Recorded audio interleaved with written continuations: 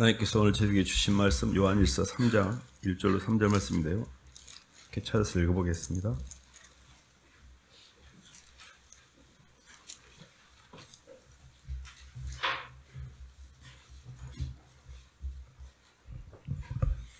요한일서 3장 1절로 3절입니다. 신약 390쪽입니다. 보라 아버지께서 시작. 보라 아버지께서 어떠한 사랑을 우리에게 베푸사 하나님의 자녀라 일컬음을 받게 하셨는가. 우리가 그러하도다. 그러므로 세상이 우리를 알지 못함은 그를 알지 못함이라. 사랑하는 자들아, 우리가 지금은 하나님의 자녀라. 장래에 어떻게 될지는 아직 나타나지 아니하였으나 그가 나타나시면 우리가 그와 같을 줄 아는 것은 그의 참 모습을 그대로 볼 것이기 때문이니 주를 향하여 이 소망을 가진 자마다 그의 깨끗하심과 같이 자기를 깨끗하게 하느니라. 아멘. 박수로 하나님께 영광 돌리겠습니다. 하늘 소망으로 사는 인생이라는 말씀 제목인데요. 하나님이 이렇게 천지를 창조하시고 이 땅에 이제 사람을 지었습니다. 사람을 지으신 이유가 하나님의 형상으로 우리를 빚어가기 위해서 우리를 지었다라고 성경은 기록하고 있습니다. 우리 인생 자체가 어디서부터 출발을 해야 될까 이렇게 생각해 보면 하나님이 왜 나를 이 땅에 창조했고 내가 이 땅에 어떻게 살기를 원하고 또 그 끝자락에는 어떤 인생이 기다리고 있는지 시온과 궁극 우리의 출발점과 끝 알파와 오메가의 그 지점을 정확하게 알 때 우리 인생이 더 이상 방황하지 않고 헷갈리지도 않고 잘 살아갈 수 있습니다. 사실 우리 인생은 하나님의 사랑이라는 관점에서 문제를 풀어야 됩니다. 하나님이 창세전에 그리스도 예수 안에서 우리를 택하사 우리로 사랑 안에서 거룩하고 흠이 없도록 하기 위하여 우리로 말미암아 예수 그리스도로 말미암아 하나님의 아들들이 되게 하셨다 이랬거든요. 그러니까 이 말인즉슨 하나님 나라 창세전에 예비된 하나님 나라를 상속시킬 수 있는 상속자로서 우리를 택하시고 하나님의 자녀로 우리를 부르신 거거든요. 살아가면서 이 하나님의 자녀라는 하나님 백성의 소속감을 갖는 게 얼마나 기가 막힌 축복인지 모릅니다. 사실 인간은 하나님 형상이기 때문에 아느색이라는 게 있습니다. 사랑이라는 아느색이가 있어요. 말씀을 잘 들어보면 왜 인생이 이렇게 힘든지를 정확히 알 수 있습니다. 바깥에 있는 환경에 대해서 끊임없이 우리는 부담감을 느끼고 두려움을 느낍니다.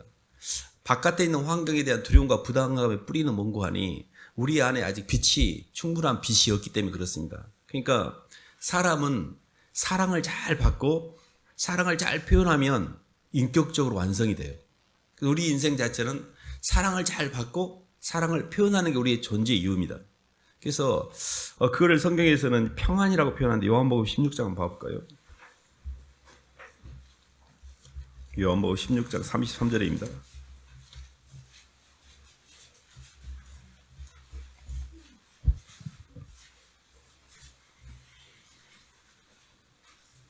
신약 176쪽입니다. 이것을 너희에게 시작. 이것을 너희에게 이르는 것은 너희로 내 안에서 평안을 누리게 하려 함이라. 세상에서는 너희가 환난을 당하나 담대하라. 내가 세상을 이기었노라. 아멘. 짐승과 달리 사람은 아는 세계가 있어서 아는 세계가 사랑으로 만나는 임재의 세계거든요. 아는 세계가 열리면 바깥이라는 피조 세계에 대한 부담이 없어집니다. 우리가 환경에서 물질 환경과 사람 환경과 돈에 끌리고 사람에게 휘둘리고 이런 모든 것들이 안에 빛이 없기 때문에 그래요. 그러니까 하나님은 우리를 이 땅에 하나님 형상으로 빚어가는 여정 가운데 잠깐 마귀 나보다 먼저 온 자는 도적이요 강도라고 해서 세상형이 우리 안에 먼저 들어와 있는 겁니다. 이 세상형 자체는 내 영혼 자체를 계속 바깥으로 끌고 가요. 마귀의 전술은 뭔고 하니 시간과 공간 안에서 운동력과 형체에 집중해서 내 아는 세계를 못 열게 만들어요. 그래서 끊임없이 바깥으로 움직임으로 말미암아 내 빛을 만들지 못해서 휘둘리고 눌리고 끌리고 이런 세계로 끌고 가는 게 마귀입니다. 선악과가 눈이 밝아져서 내 필요한 게 밖에 있다라고 보는 거예요. 근데 바깥에 있는 어떤 환경이 막 부담스러워. 사람도 부담스럽고 환경도 부담스러워. 이렇게 보고 저러지도 못하는 우리가 그런 상황이 많이 처하는데 그거는 밖의 환경의 문제가 아니고 그 환경을 다스리고 누리고 그것을 처리할 수 있는 내 안에 빛이 없기 때문에 그래요. 그러니까 주님은 우리 안에 근본적으로 생명의 빛, 하나님의 말씀, 하나님의 사랑, 그게 하늘에 속한 신령한 복이었어요. 창세전에 그리스도에서 우리를 택하사 하늘에 속한 모든 신령한 복으로 우리에게 복 주시되 그 신령한 복이 물질의 복이 아니에요. 물질의 복은 이미 창세기 때 천지를 창조할 때 다 주셨어요. 우리에게 필요한 걸 다 주신 겁니다. 우리에게 아직 부족한 게 있는데 하드웨어는 다 주셨는데 소프트웨어가 아직 부족한 거예요. 그러니까 우리 인생은 사랑을 잘 받고 그 사랑을 내가 누리고 사랑을 표현하면 그때 인격이 완성되는데 그것을 평안이라고 그래요. 내가 너희에게 이루니 내가 주는 평안은 세상이 주는 평안과 같지 않다. 세상이 주는 게 뭐예요? 물질로 나를 채우고 사람이 나를 인정해 주는 거예요. 그런 것들은 일시적으로 들어왔다가 막 나를 인정해 주고 그러면 막 좋기도 하고 돈을 벌고 그러면 좋기도 한데 순간적으로 빠져나가요. 그 영적 공급원은 가변적이기 때문에 그래요. 돈도 사람도 변합니다. 가변적인 영적 공급자에 의해서 내 존재를 뿌리를 받고 있으니까 인생이 굉장히 불안정한 거예요. 모래 위에 세운 집입니다. 그게 성경에 반석 위에 세운 집은 뭐냐면 변하지 않는 존재를 내 영적 공급으로 삼는 거예요. 이 땅에는 아무 소망이 없어요. 우리는 주님의 재림에 대한 소망과 주님이 재림하실 때 부활할 것에 대한 소망과 하늘을 향한 산 소망으로 사는 하나님 백성이지 땅에서 뭐가 잘 되고 땅에서 뭐가 올라가고 계속 그런 게 아닙니다. 그래서 사실 첫 번째로 우리가 이 땅을 살아가면서 가장 확인할 게 나는 하나님 백성이 맞은가? 나는 하나님 백성의 소속감으로 일생을 살고 있는가는 소속감을 분명히 하셔야 돼요. 이 소속감이 우리에게 굉장히 힘이 되고 이루가 되는데 누가복음 11장 한번 봐볼까요?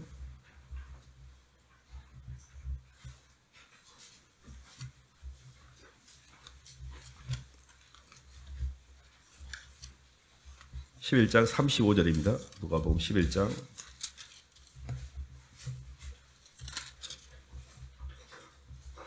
34, 35절 읽어보겠습니다. 내 몸에 등불은 눈이라. 시작. 내 몸에 등불은 눈이라. 내 눈이 성하면 온 몸이 밝을 것이요 만일 나쁘면 내 몸도 어두우리라. 그러므로 내 속에 있는 빛이 어둡지 아니한가 보라. 36절 읽겠습니다. 내 온몸이 밝아 조금도 어두운 데가 없으면 등불의 빛이 너를 비출 때와 같이 온전히 밝으리라 하시니라. 아멘. 빛이라는 단어가 나오는데 내 속에 있는 빛이 어둡지 아니한가 보라는데 태초에 생명이 말씀이시니 이 말씀이 하나님과 함께 계셨고 이 말씀이 곧 하나님이시라고 그랬거든요. 그 안에는 생명이 있었으니 이 생명이 사람들의 빛이라. 말씀이 육신이 되어 우리 가운데 가시면 우리가 그의 영광을 보니 은혜와 진리가 충만하다라는 표현이 있는데요. 성경에서 빛과 말씀과 생명이 예수님이세요. 예수님을 진심으로 인격적으로 잘 만나셔야 됩니다. 예수님을 진짜 인격적으로 만난다는 것 자체가 그렇게 쉬운 일이 아닙니다. 많은 사람들이 예수님에 대해서 알고는 있어요. About Jesus에 대한 인포메이션을 많이 갖고 있어요. 근데 그분을 진심으로 내 주님으로 만난 사람은 많지가 않아요. 그러니까 주님을 진심으로 만날 때 그 빛이 내게 들어와요. 근데 이 빛이 진짜 빛인지 가짜 빛인지 금방 압니다. 사람들도요, 이 물질기를 상대해서 열심히 밭을 갈고 식물을 씨앗을 심고 또 가축도 기르고 그러면 그 운동력이 내게 돌아옵니다. 몸으로 움직이면 그게 돌아와요. 그게 우리가 갖고 있는 몸에 갖고 있는 에너지예요. 근데 마귀의 에너지는 뭐냐면 마귀는 나는 움직이기 싫어요. 그래서 상대방에게 내가 의식을 집어넣어가지고 그 상대방을 컨트롤해가지고 걔가 나를 향해서 움직이도록 하는 거예요. 이게 뜯어먹는 거예요. 그러니까 판단을 해요. 너는 왜 고명으로 사냐 판단하고 또 내가 힘을 세게 가지고 상대방을 눌러. 그리고 그 상대방을 두려움 가운데 잡아서 그 동력을 뜯어먹는 거예요. 이게 마귀는 절대 사람을 살리지 않아요. 근데 우리가 계속 이렇게 마귀적으로 사는 경우가 많아요. 근데 성령의 운동력은 뭐냐면 옆 사람에게 내 운동력을 줘가지고 그 사람을 살리는 게 목적이에요. 끊임없이 이 사람은 자기 거를 줘요. 근데 항상 안 주면서 어떻게든 머리를 써갖고 주변 사람 걸 다 뜯어갖고 내가 높아지려고 하고 내가 이익을 보려고 하는 게 마귀 동력인데 평생 동안 내가 오감을 통해서 환경을 통해서 들어오는 정보를 선악과가 작동을 해가지고 내 중심으로 움직이잖아요. 그럼 이게 마귀 덩어리가 되는 거예요. 마귀가 점점 차오르는 거예요. 이게 지옥 충만이에요. 본인은 모르고 있어요. 계속 돈에 끌리고 사람에게 끌리고 내 욕망에 끌려갖고 하나도 못 다스리고 그런 것들이 올 때마다 막 불안하고 두렵고 성경은 온전한 사랑은 두려움을 내어 쫓나니 두려움에는 형벌이 따르는 온전한 사랑이 뭐냐면 아니 주님의 생명력으로 채운 거예요. 하나님 백성의 소속감을 가지면 죽음이 절대 두렵지 않습니다. 날마다 우리가 죽어가는 게 아니고 주님 오실 날이 가까워지고 있고 주님께 내가 갈 날이 가까워지고 있고 내가 이제 부활의 몸을 입을 것이 지금 우리 몸뚱이는요 흙이잖아요. 흙. 우리가 지금은 요한일서 제가 3장 2절 한번 읽어볼까요? 다시 한번.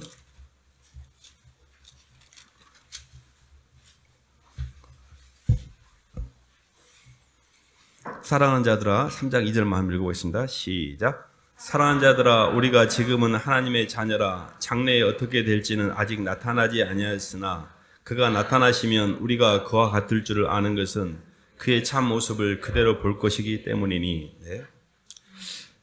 사랑하는 자들아, 우리가 지금은 하나님의 자녀라. 장래에 어떻게 될 것은 아직 나타나지 않았어요. Not yet.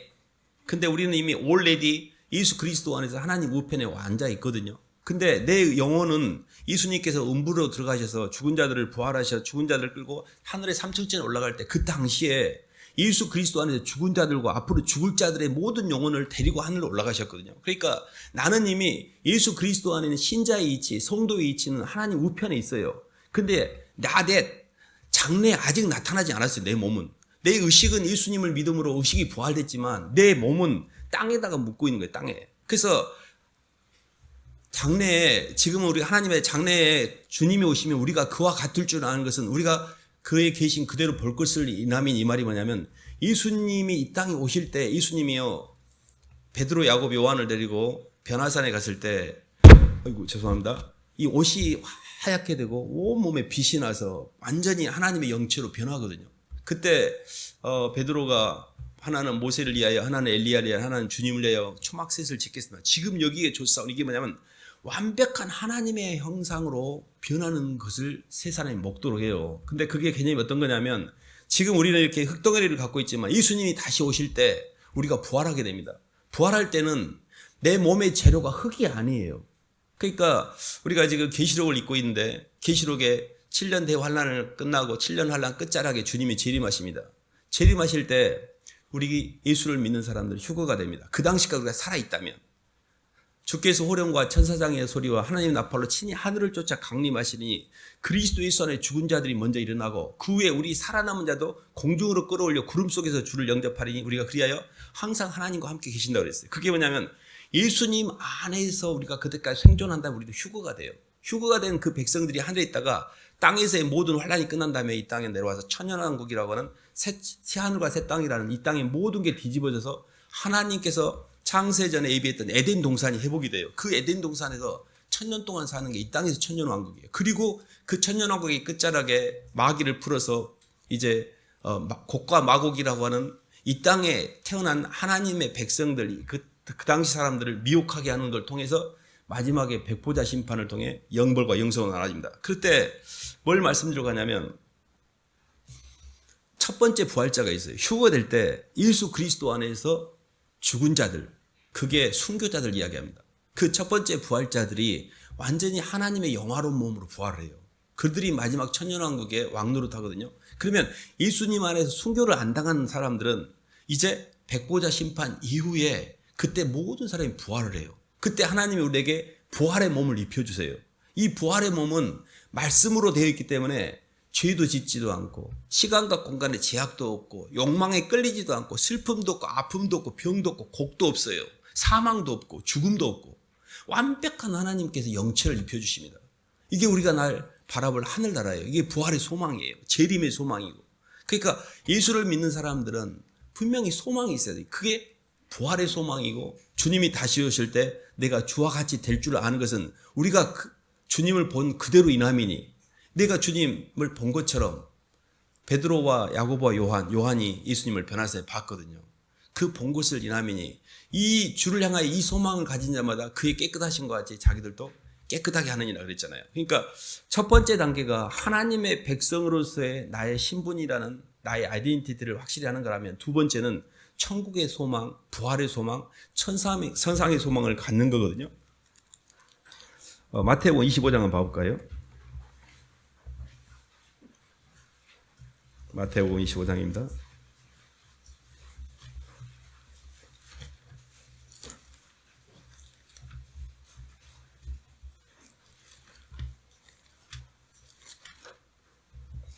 (1절부터) 조금 그래도 긴데 그래도 읽어보겠습니다. 1절로 13절인데 교도가도록 하겠습니다. 저부터 읽겠습니다. 그때 천국은 마치 등을 들고 신랑을 맞으러 나간 열처녀와 같다 하리니 미련한 자들은 등을 가지되 기름을 가지지 아니하고 신랑이 더디옴으로 다 졸며 잘세. 이에 그 처녀들이 다 일어나 등을 준비할세.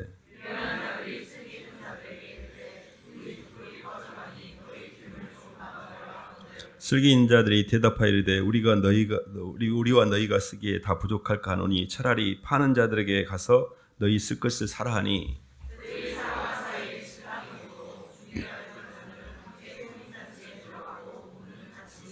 그 후에 남은 처녀들이 와서 이르되 주여 주여 우리에게 열어 주소서.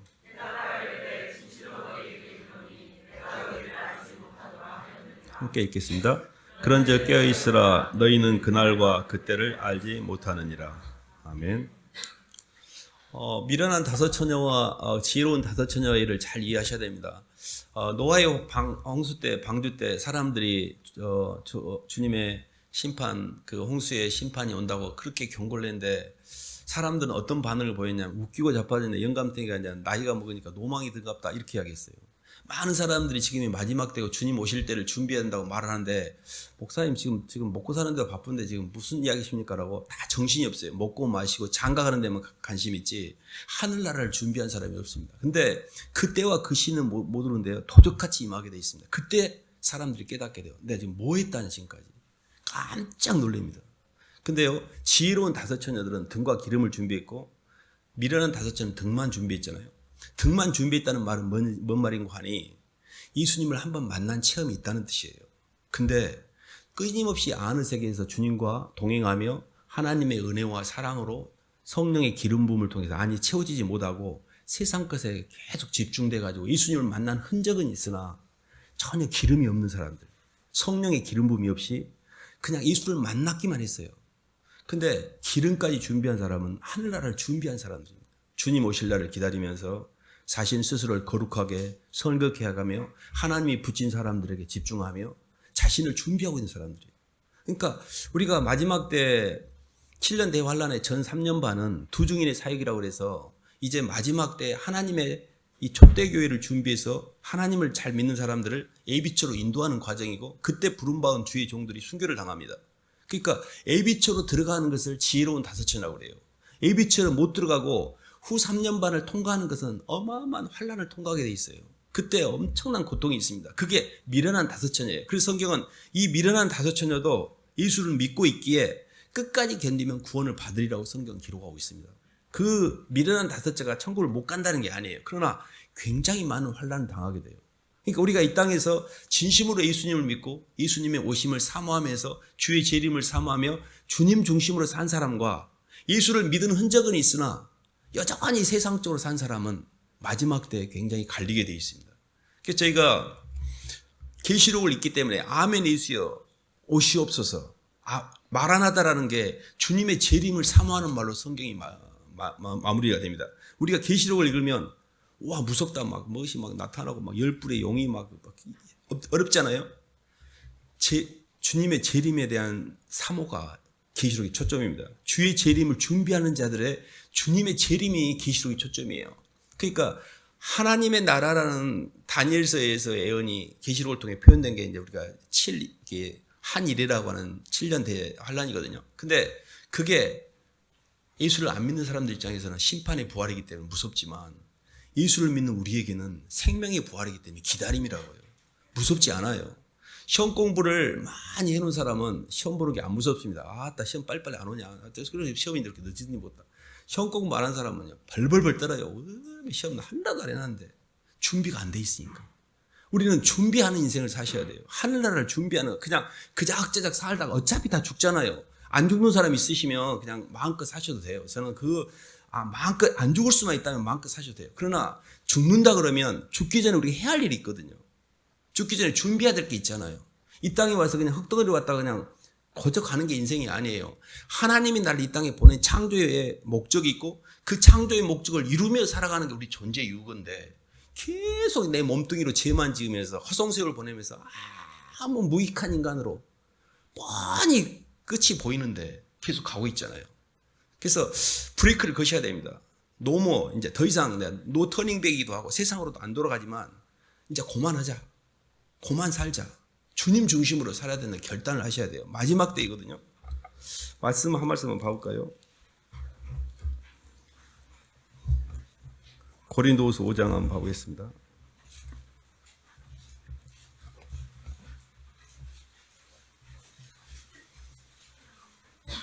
고린도서 5장 9절로 10절 말씀.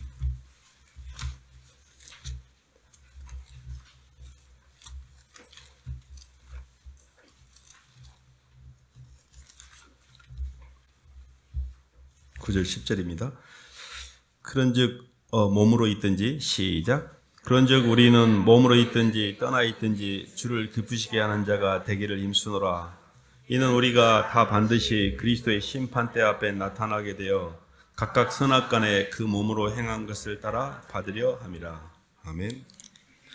그리스도의 심판대 앞에 우리의 인생의 무게를 달게 됩니다. 우리의 선악간 행한 것을 그대로 주님께 받게 돼 있거든요. 사람의 뿌리는 미래에 있습니다. 사람의 뿌리는 미래가 있어서 사람의 미래가 닫히면 사람은 절망하게 되고 좌절하게 되고 생을 마감하고 싶어해요.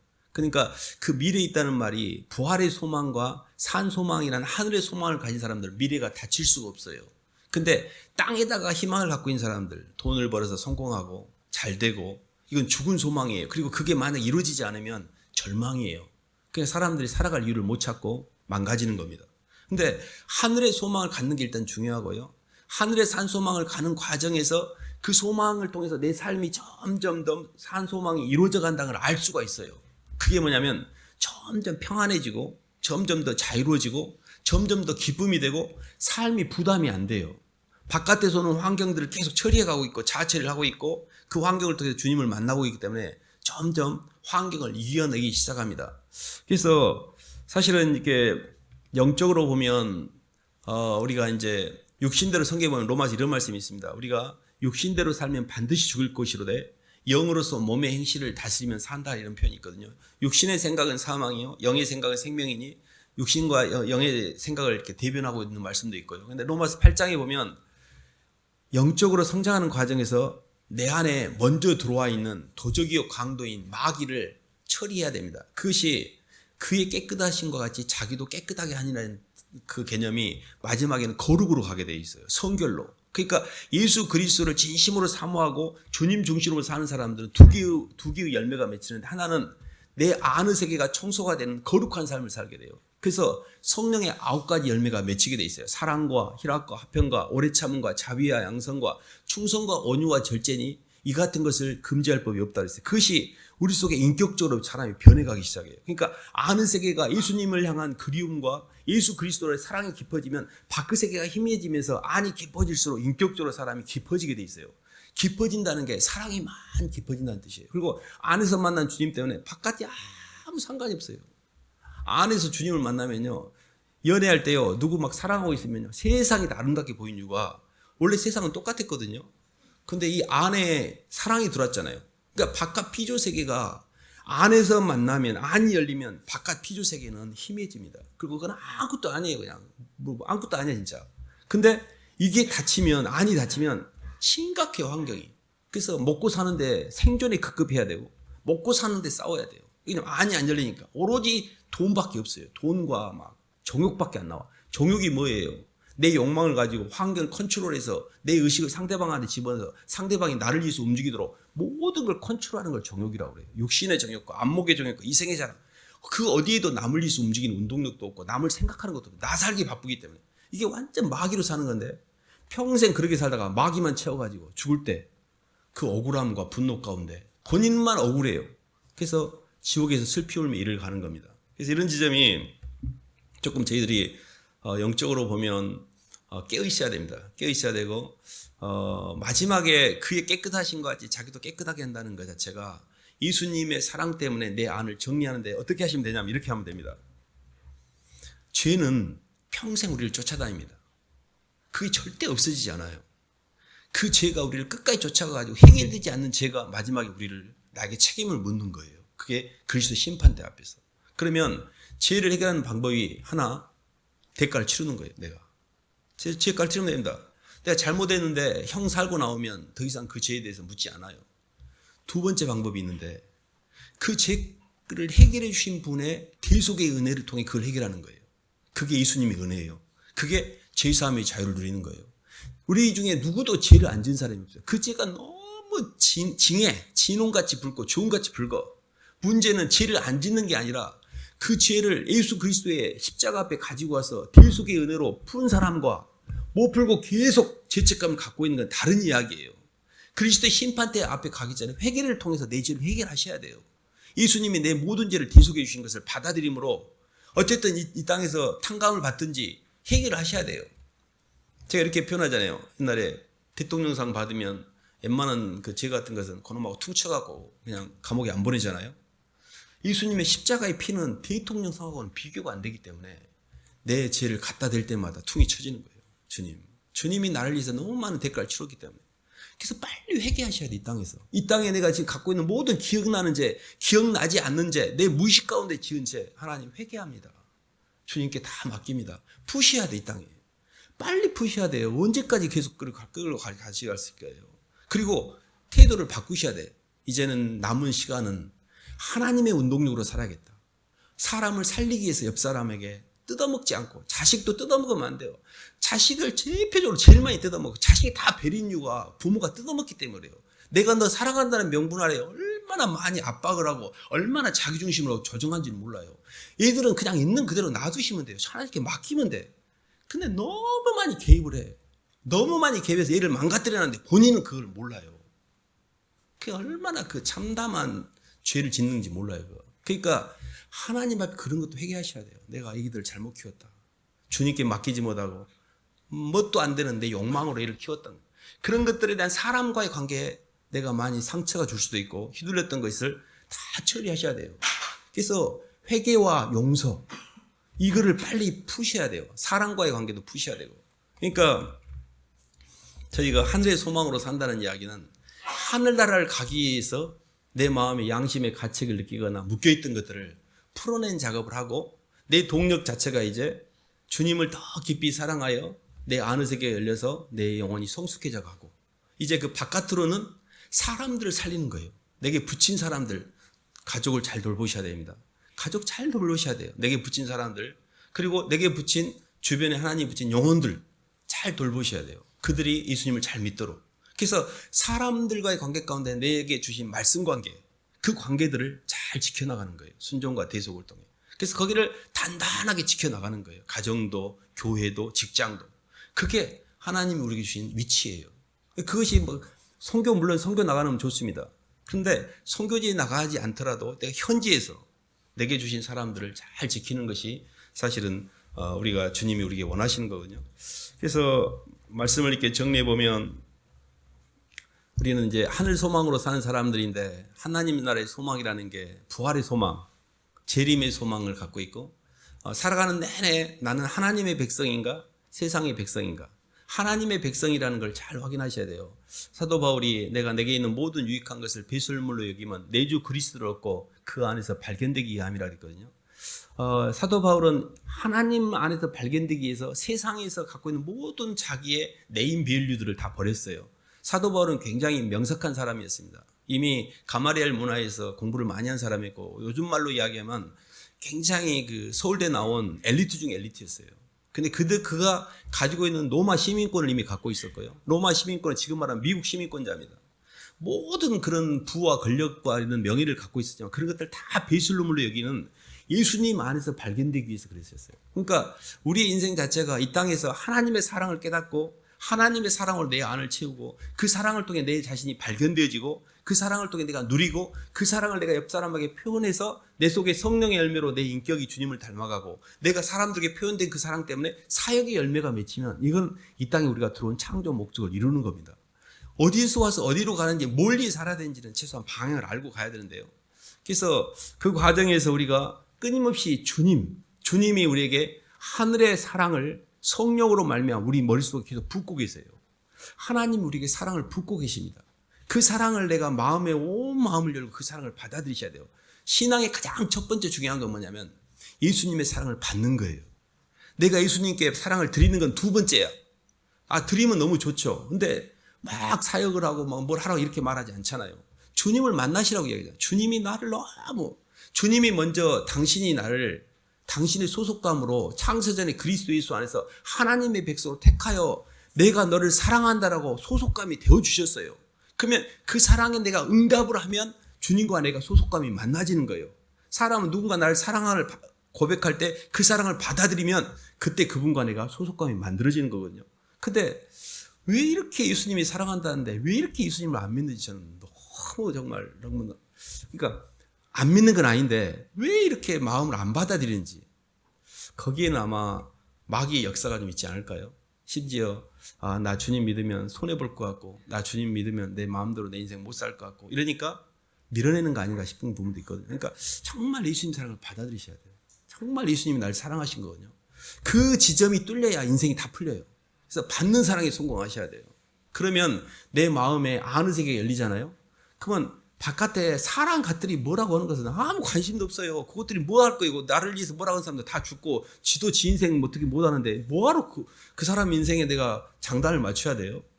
주님을 내가 품으면 사랑 같은 것들이 돼요. 주님이 없으면요 심각해져요. 사람한테 인정 못 받으면 내 인생 너무 힘들고 막 그렇게 끌려가는 거예요. 돈에도 끌리고 사람에게 끌리는 거는 내 안에 예수님의 사랑이 온전하지 않기 때문에 그래요. 이 부분을 확실히 해결하셔야 돼요. 주님 죽기 전에. 그래서 그 사랑을 키우는 방법이 뭐냐면 말씀과 기도로 거룩해짐이라고 했잖아요. 말씀을 통해 계속 내 자신이 회개를 하고 기도를 통해 성령의 인도를 받는 거예요. 말씀은 내 영을 비추는 거울이어서 하나님 말씀을 들을 때마다 내가 목사님 말씀 들으면 가끔 어떻게 목사님 내 이야기인지 모르겠다고 막 가슴이 뜨끔, 저는 얼굴이 빨개 돼갖고 설교 들은 적이 한두 번이 아닙니다. 왜 내 이야기만 하는 것 같아 맨날. 맨 내 이야기야. 어떻게 나를 어디 쫓아다니면서 나를 이거 나를 쫓아다니는 것처럼 잘 아는 거예요 설교가. 그래서 참 신기하다. 어떻게 나를 알지? 그게 영적인 세계이기 때문에 그래요. 그러니까 똑같이 그런 경험을 합니다. 그러니까 그때마다 얼굴이 붉어지고 부끄러울 때 하나님 죄송해요. 제가 너무 죄송해요. 이렇게밖에 못 산 거 죄송해요. 하고 회개를 하셔야 돼요. 그리고 기도를 계속하면 기도 가운데 하나님이 생각을 주세요. 이렇게 가야 될지 어떻게 될지 지혜를 주세요. 그게 성령의 인도라 그래요. 말씀을 통해 회개를 하고 기도를 통해 성령의 인도를 받으면서 조금씩 방향을 잡기 시작하는 거예요. 그리고 삶에서는 끊임없이 십자가를 따 나를 부인하는 선택을 하는 거예요. 선택이라는 게요 최고의 선물입니다. 부담스러운 이유는 뭐냐면 환경에서 오는 그 환경에 대해서 내가 선택 능력이 없는 걸 부담이라고 그래요. 왜 이게 부담스럽냐면, 그러니까 이렇게 집에 사람이 이렇게 온다 그러면 청소도 안 돼 있고 있으면 부담스럽잖아요. 그게 저 사람이 왔을 때 집안이 이렇게 더럽고 냉장고도 엉망이고 이런 사람들의 평가나 나에 대한 이런 것들이 부담스러운 거거든요. 근데 집을 다 깨끗하게 해놨어. 집들이 직전이야. 그럼 어째 사람들이 안 오는지 모르겠다고 전화해요. 빨리빨리 와야 되는데 왜 밥 다 해놨는데 안 온다고 막 기다리잖아요. 왜 하나는 기다리고 하나는 부담인가? 그 안에 상대방이 왔을 때 준비가 돼 있는 거예요. 그러니까 내 안에 바깥에 있는 환경을 내가 끌려가면 준비가 안 되는 거예요. 손해보는 게 목적이야 우리는. 손해볼 작정을 하고 사람들하고 붙는 거고, 내려갈 작정을 하고 붙는 거예요. 누구든지 만나면 손해봐버려야지. 어떤 놈 만나면 손해봐버려. 이렇게 마음먹으면 환경이 안 부담스러워요. 근데 어떤 사람 만나서 이익을 보려고 하고 어떤 사람한테 나를 높이려고 하면 나보다 센 놈 오면 눌려요. 나보다 돈이 많다든지 나보다 직업이 직장이 뭐가 있고 그러면 눌려. 왜냐하면 내가 높이려고 하니까.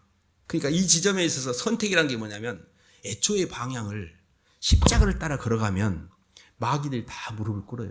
그러니까 손해보고 내려가는 게 십자가예요. 우리는 상대방의 생명을 주기 위해서 하는 거니까. 그쪽 방향으로 가면 그때부터는 환경을 다스리기 시작해요. 그럼 환경이 부담스럽지 않아. 그냥 나 죽는 게 목적이고 내가 손해보는 게 목적이고 내려가는 게 목적이야. 근데 올라가고 싶은데 내려가는 환경이 오니까 좌절인 거예요. 나는 이익을 보고 싶은데 어떤 놈이 날 뜯어먹어가고 손해를 보니까 미치겠는 거예요. 이게 다 마귀가 주는 헷갈림이고 부담이에요. 우리는 애초에 예수 그리스도 안에서 죽은 사람들이에요. 생명은 너희 속에서 역사하고 사망은 우리 속에서 역사하잖아요. 우리는 너를 살리기 위해서 내가 죽는 선택을 하는 사람들이에요. 이건 예수님이 가신 길이니까.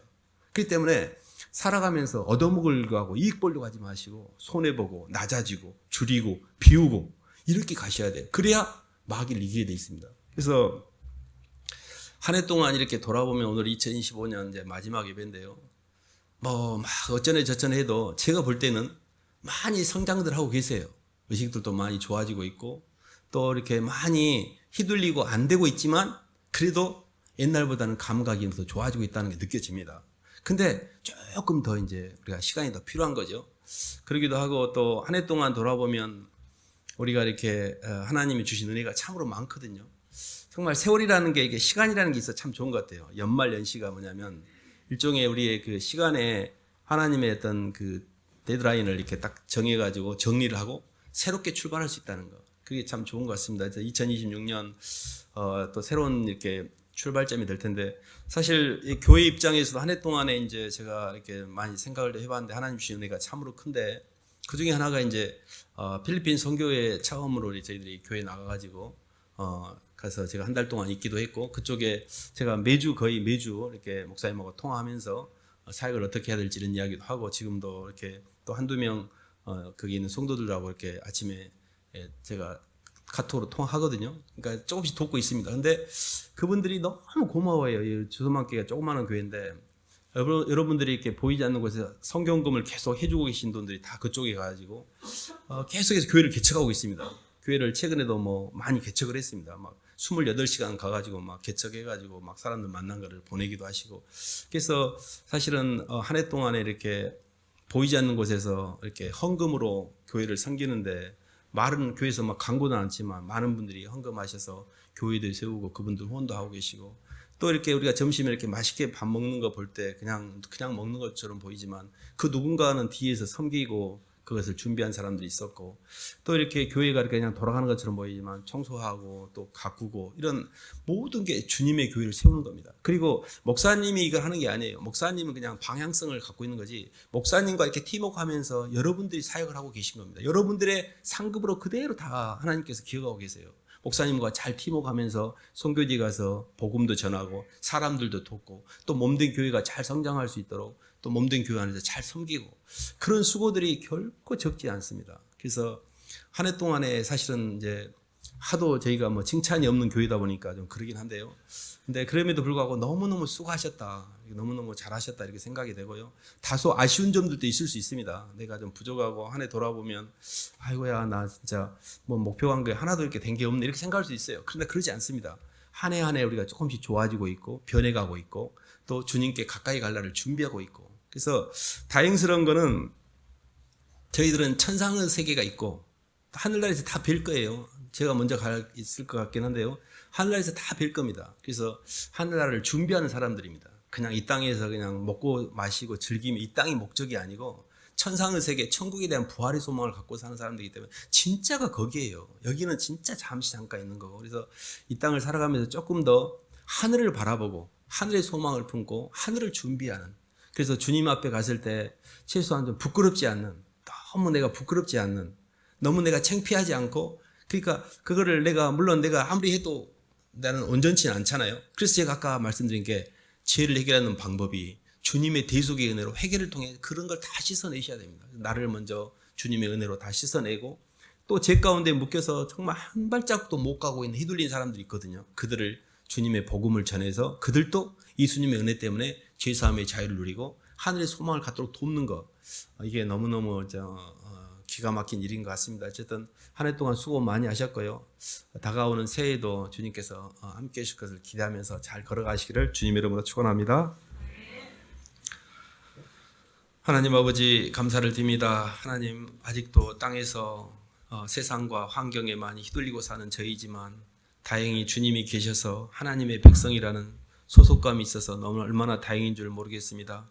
주님이 주신 은혜 가운데 천상의 세계에 대한 부활의 소망과 주님 오실 날을 기다리는 재림의 기대감 가운데 이 땅에 사는 동안의 삶을 주님 준비하는 마음을 갖기를 원합니다. 먼저 안으로 주님 앞에서 정말 죄송하고 힘들었던 저희의 쓰레기들을 다 청소하게 도와주시고 회개하게 도와주시고 그리고 밖으로 하나님 붙인 사람들을 잘 도우며 잘 데리고 가며 그들에게 내 운동력을 주는 그런 삶을 살아갈 수 있도록 주님 인도하여 주시옵소서.